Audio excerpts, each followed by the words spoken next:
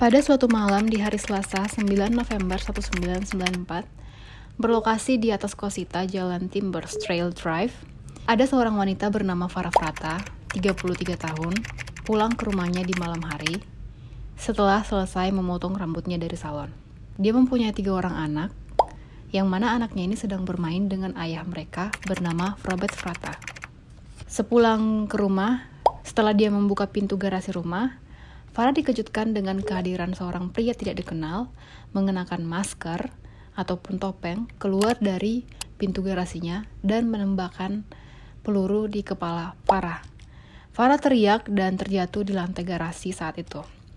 Nah, sebelum kabur, si pelaku ini menembakkan sekali lagi ke kepala Farah lalu bersembunyi di halaman belakang rumahnya untuk menunggu jemputan yang tiba 1 menit kemudian. Farah pun ditinggalkan dalam kondisi bersimbah darah. Tetapi si pelaku ini tidak menyadari bahwa mereka itu sedang diamati oleh tetangga Farah yang ada di seberang jalan, yaitu sepasang suami istri yang bernama Laura dan suaminya Darren Holzer. Mereka melihat semua kejadian itu di saat Farah teriak dan tergeletak di lantai tersebut. Lalu mereka mencoba menelpon polisi 911. Ketika ahli medis dan polisi tiba di TKP atau tempat kejadian perkara, Farah sudah kehilangan banyak darah. Polisi pun bergegas mengumpulkan informasi dari pasangan suami istri tersebut dengan mencari tahu identitas yang mereka lihat tentang pelaku. Nah, mereka menyebutkan bahwa pelaku tersebut adalah yang mereka lihat itu berpakaian hitam, terus berkulit hitam juga, gitu. Kayak mobil Toyota atau ini. Mereka mengasih tahu apa yang mereka lihat malam itulah, yaitu mobil yang dipakai oleh pelaku untuk. Jadi nggak lama kemudian, Robert, suaminya Farah, tiba dengan membawa ketiga anaknya, yaitu Bradley 7 tahun, Daniel 6 tahun, dan Amber 4 tahun.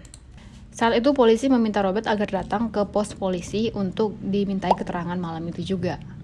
Ketika polisi menyelidiki TKP dan menanyakan saksi mata, ahli medis pun mengangkat atau membawakan si Farah ini ke helikopter karena sudah dalam kondisi gawat darurat, diusahakan secepatnya untuk tiba di rumah sakit. Tapi naasnya, Farah sudah meninggal selama perjalanan. Jadi dia belum sempat dibawa ke rumah sakit tersebut. Farah ini diketahui tinggal sendiri bersama ketiga anaknya karena dia sudah mengajukan surat cerai atau gugatan cerai terhadap suaminya si Robert pada tahun 1992. Sedangkan Robert ya masih tidak terima dengan gugatan tersebut. Masih dalam proses penggugatan lah gitu.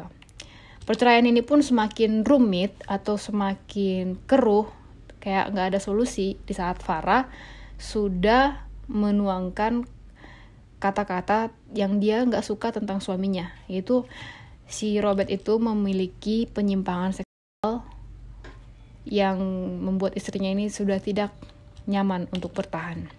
Dia menuangkan itu semua di surat gugatan cerai mereka, dan antara Robert dan Farah, mereka itu saling berjuang untuk mendapatkan hak asuh atas ketiga anaknya. Peristiwa yang dialami Farah ini, yaitu kematiannya itu, berlangsung 3 minggu sebelum sidang perceraian dimulai. Di pos polisi, detektif lari ataupun polisi itu mencoba menginterogasi Robert dengan menanyakan keberadaannya saat kejadian tersebut. Nah, Robert menjawab, dia bilang, "Oh, pada saat itu aku bawa anakku karena ini kan saatnya untuk aku bawa anakku jalan.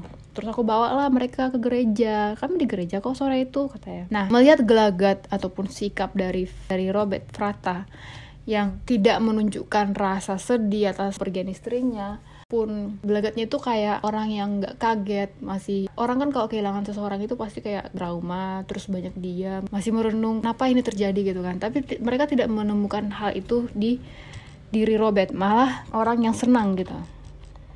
Meskipun mereka mungkin ya sudah diambang perceraian, setidaknya menunjukkan rasa empati atau yang sedikit lah karena turut berduka gitu. Tapi tidak ada.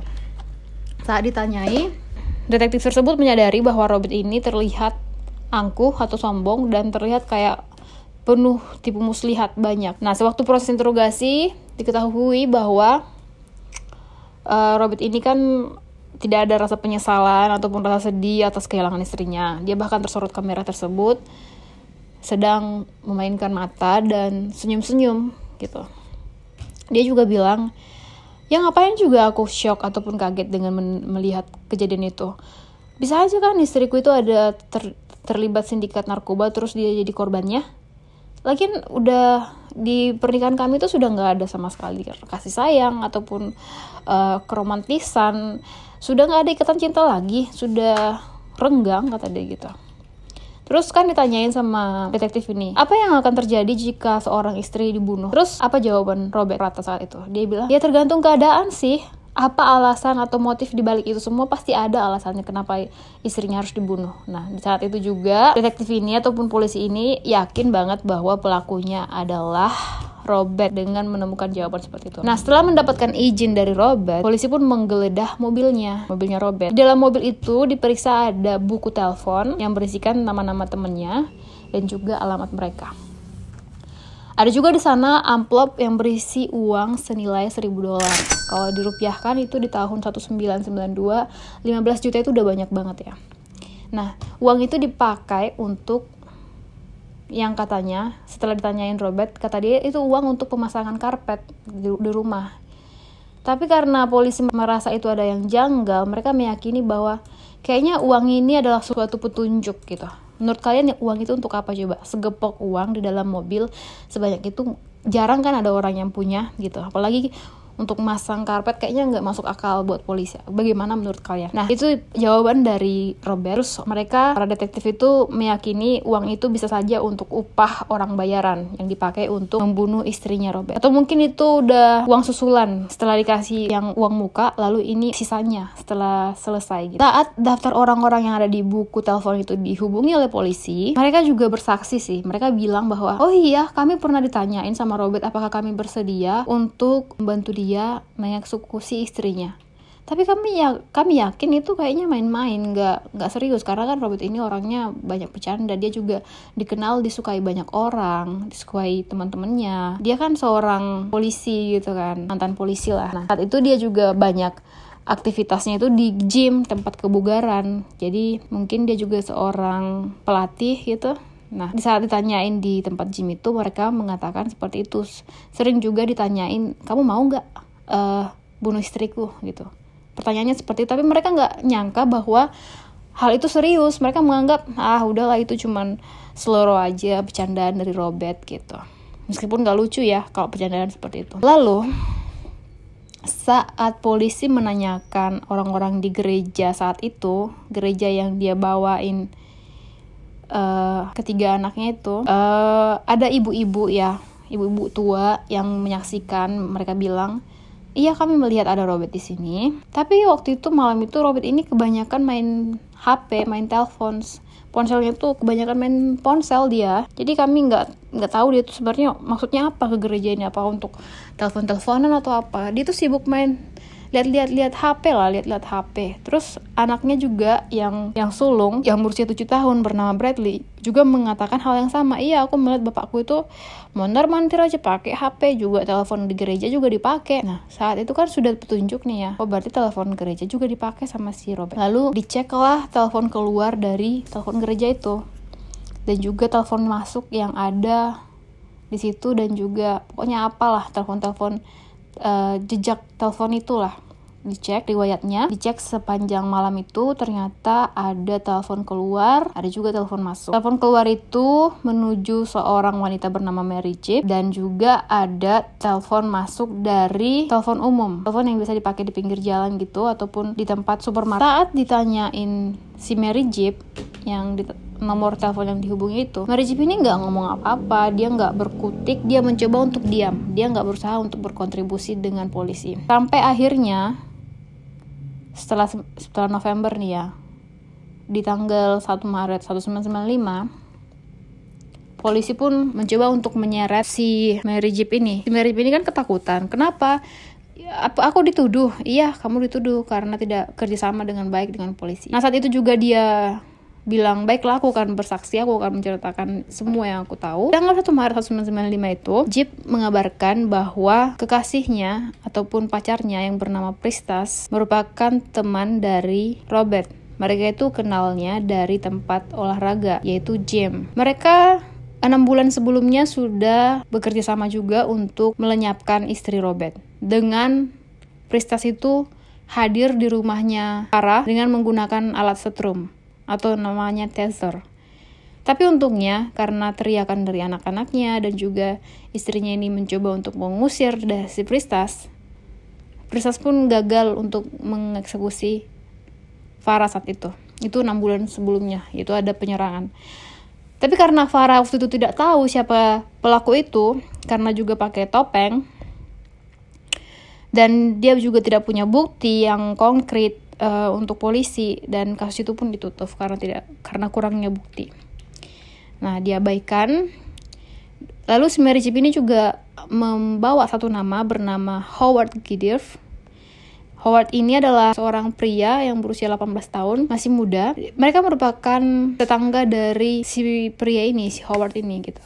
Jadi tetangga mereka diajak oleh si Pristas, kekasihnya Mary Jeep, untuk mengeksekusi Farah. Nah, saat itu kan pistol yang dipakai oleh Howard ini diselidiki karena pistol itu ditinggalkan oleh Pristas di rumah mereka. Ya kan? Nah, di saat itu juga dicatatlah nomornya itu oleh si Mary Jeep lalu diserahkan ke polisi. Saat polisi menyelidiki siapa pemilik dari pistol itu, ternyata pistol itu dibeli oleh Robert Fratta sendiri. Dan saat dikaitkan dengan kejadian yang baru-baru saja terjadi dengan senjata tersebut, di tanggal 1 Maret 1995, senjata itu dipakai oleh Howard Gideff untuk perampokan bank. Nah, dia pun sudah ditahan di polisi saat itu.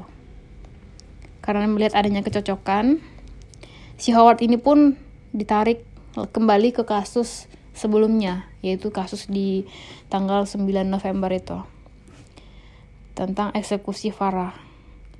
Robert pun mau bekerja sama dengan polisi dengan melakukan reka ulang atas apa yang dia lakukan saat itu.